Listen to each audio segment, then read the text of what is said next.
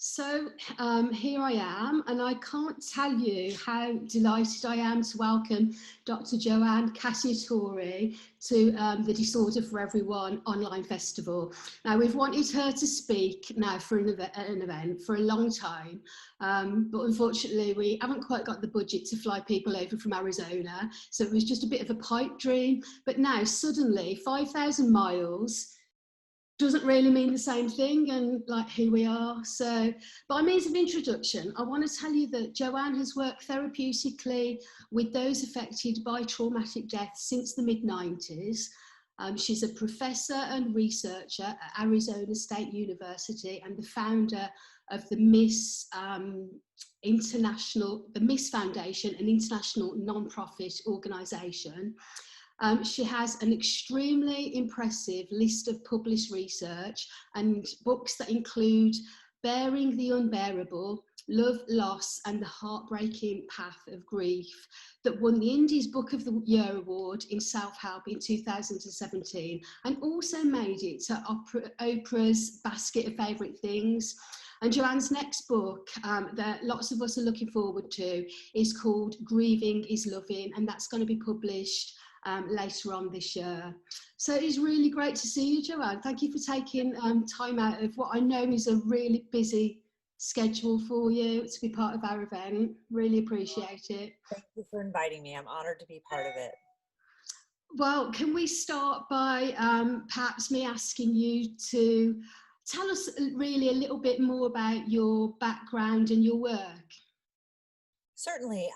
So I am, as you said, a research professor at Arizona State University, and I research everything that has to do with traumatic grief across cultures, across ethnic groups, across religious groups, both intervention research, philosophically based, looking at the effects, looking at mindfulness. I'm particularly interested in practitioners who are mindful, not necessarily mindfulness with clients, but providers who have a duty to be the best person they can be when they're sitting in front of a client who's in suffering, and how mindfulness gets them there to a place of what we call in the research affect tolerance. Mm-hmm. And so I'm particularly interested in that. I've done quite a lot of research on yoga as an intervention with traumatic grief with some colleagues of mine at Arizona State University. And personally, I am a bereaved mom. I lost my daughter in this month. It'll be 26 years ago. She was my fourth of 5 children, and I run the Sala Care Farm. I have been a vegan since 1972, and several years ago I had this, I rescued this horse who was emaciated and being beaten by a man on a trail, and I happened to be there, and I rescued this horse from this heinous crime against him. And started to realize, because I work with many Native people and clients, and I started to realize that the horse was actually a better therapist than me. And so this horse who had to come back from the brink of death and trauma and suffering and pain and fear and mistrust and all of these things, you know, I had this moment of perspicuity when I realized that this horse was connecting at a deep level with all these people who had also known those kinds of emotions. And then I found care farming. And so we started the first vegan care farm in the world specifically for traumatic grief.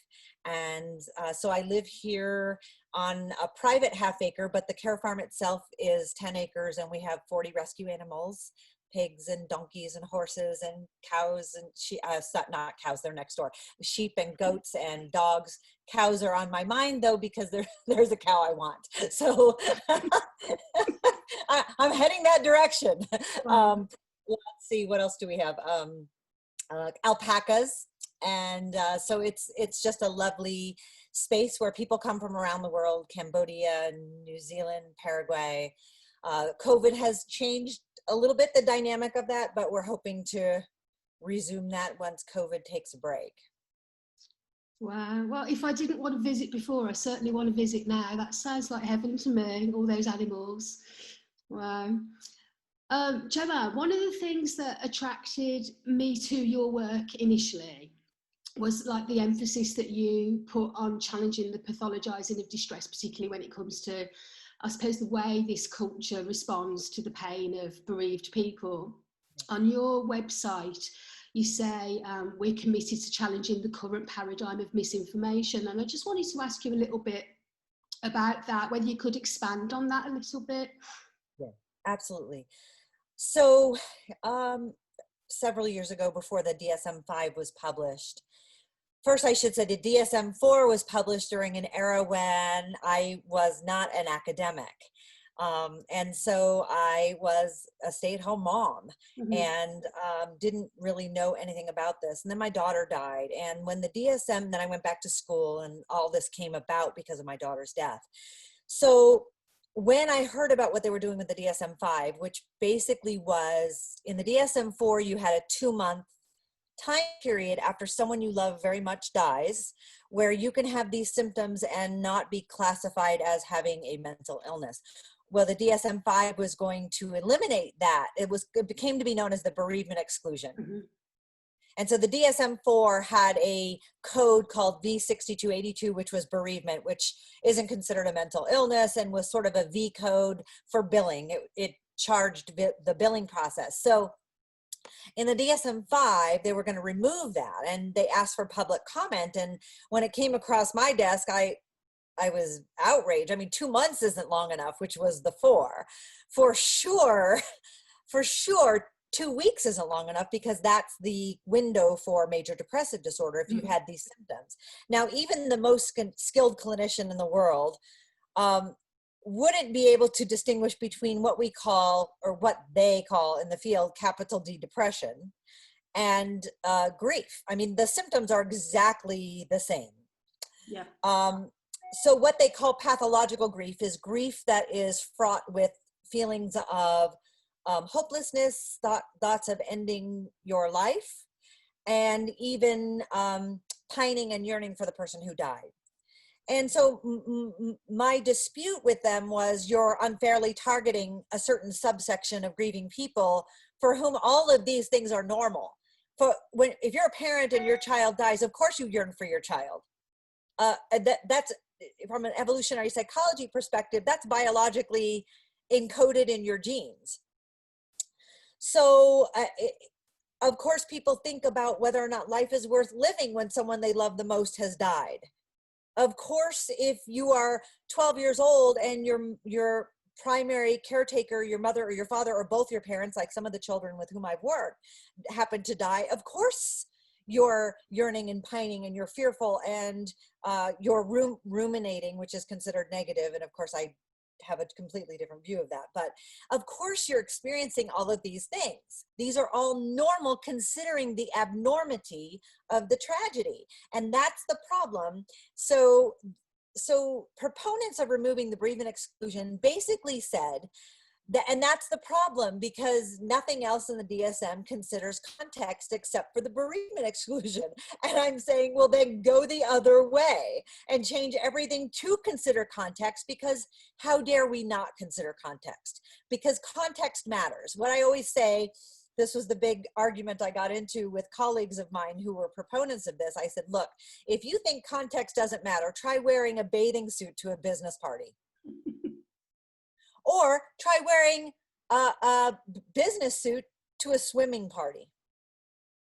Context matters. We have to understand that our behaviors and our emotions arise from things that happen to us in our environment. And for us to dismiss that is victim blaming, in my opinion. It's blaming people for the things that happen to them in their lives that are painful, that evoke deep suffering, and for which there isn't a lot of really good, competent support, and certainly a dearth of good, competent clinical support. Yeah. So I got pretty outraged, and I blogged about it, and Alan Francis read my blog and shared my blog, and it went viral, and it created quite a stir, and it didn't change anything. They still took out the bereavement exclusion in the DSM-5. I continue to oppose it to this day. I continue to be an outspoken critic of the process. Grief is grief because we love someone who died. And certainly there are some relationships, certainly not all relationships. I have lost friends whom I love and I grieve for them, but I adapted very quickly. And though I miss them and I'm sad that they died, I still am very functional. I was not functional when my daughter died, and that was normal, considering that it was my daughter who died.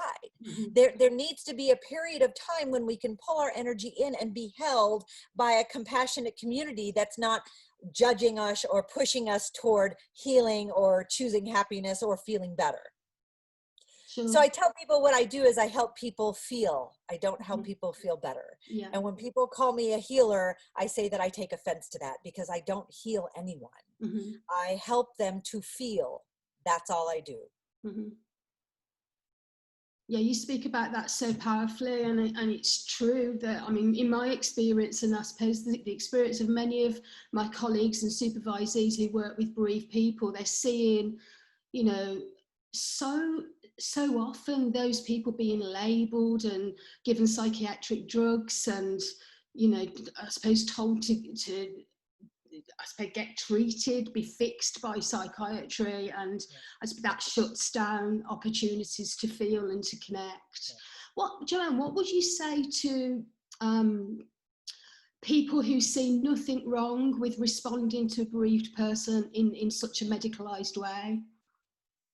I say that they're psychological imperialists.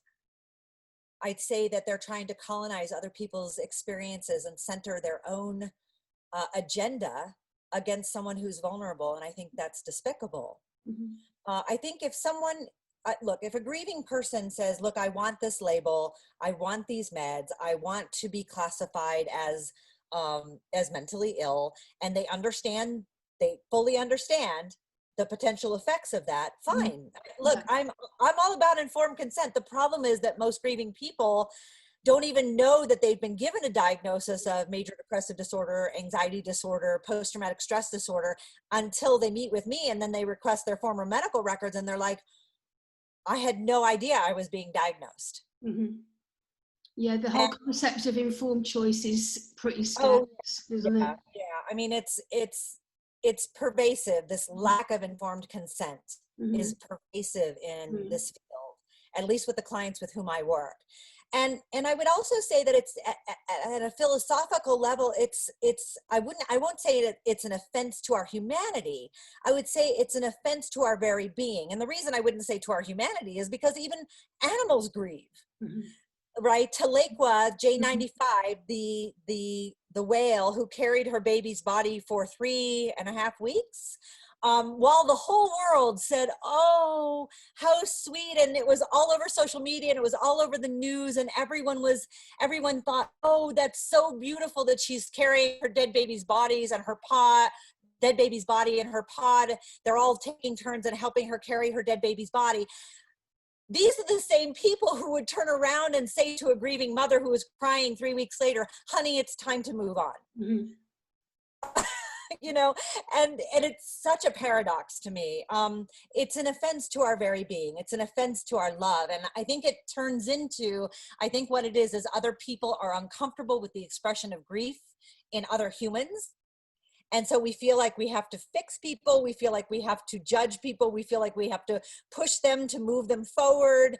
Whereas an animal, oh, we can feel compassion, you know, that as we should. You know, you're talking to a vegan for 48 years. I just told you how old I am. So, you know, I mean, I get that. I feel deep compassion. We should also feel compassion for people we treat.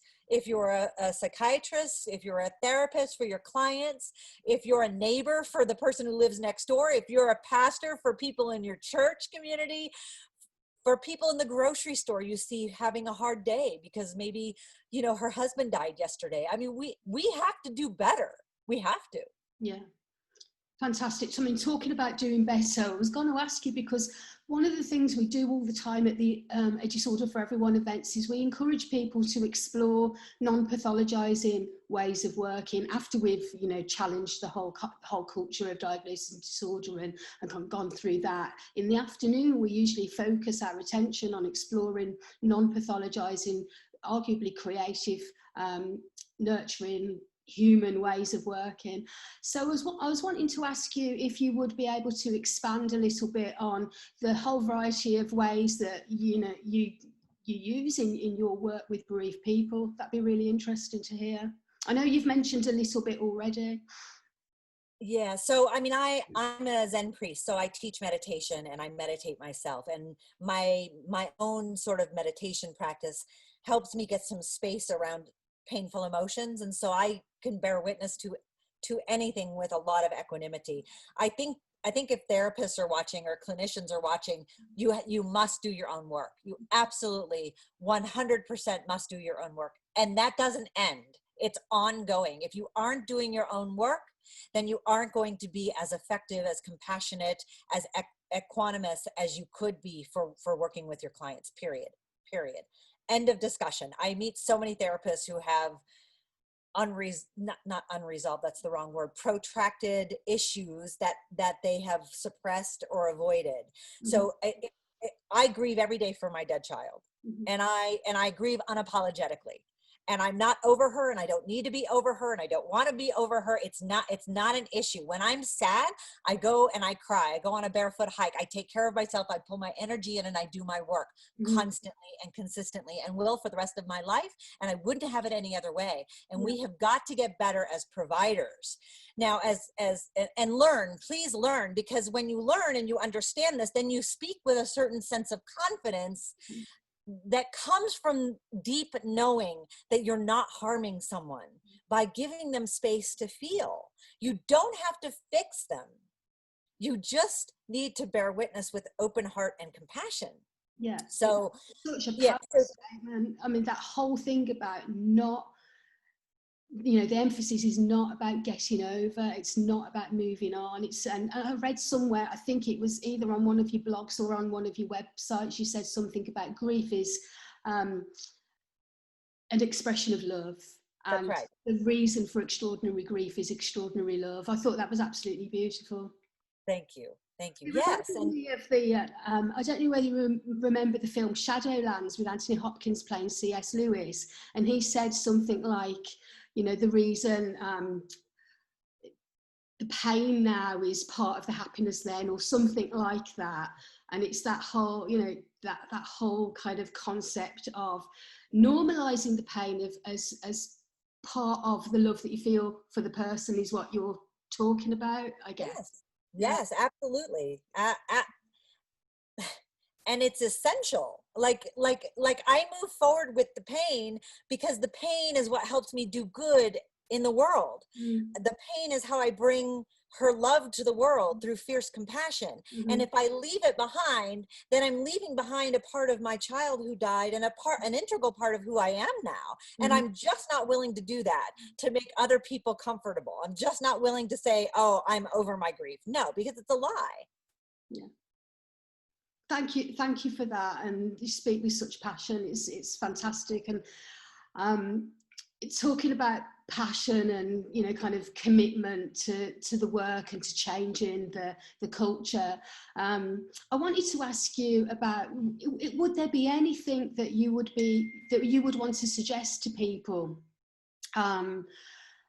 Maybe things that they could do to help inform this paradigm shift that many of us want. So now at the AD4E events, we talk about doing something, not necessarily big acts of activism, but doing something, finding something that fits with you, that you can realistically do. So just wondered what your thoughts are about what activism might look like for people.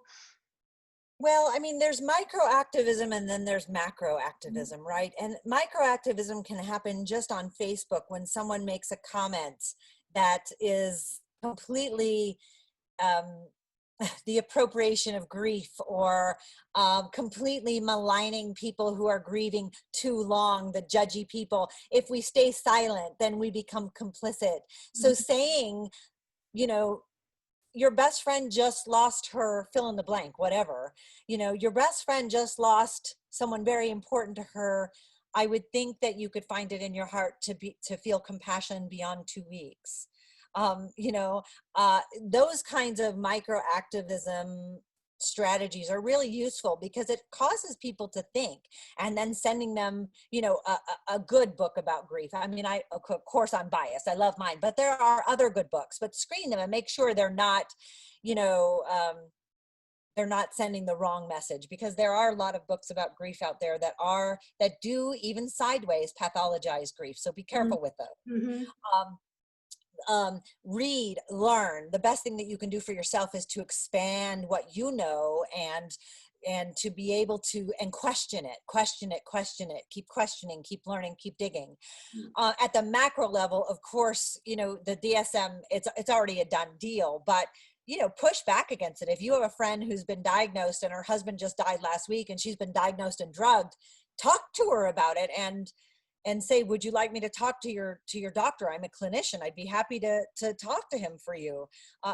You know, being an advocate for vulnerable people. Look, we're never more vulnerable than we are when someone we love very much dies.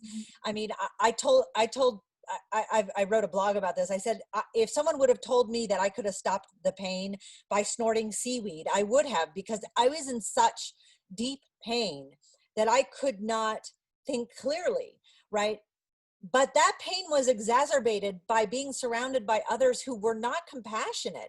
It's a whole different thing. And I see this now. It's a whole different thing when you have a really good therapist or counselor, when you have a really good faith leader, when you have a community that surrounds you and upholds you. I have a family I work with from Los Angeles. Their little 6-year-old boy died, and they're Jewish, and their Jewish community just rallied around them. And it's been years, and they still rally around them, and they say his name, and they make donations in his name, and they do acts of kindness in his name through the Kindness Project. I mean, they do all of these things for him to remember him. And it's not that assuages their grief, but it assuages the intense loneliness that often comes with grief.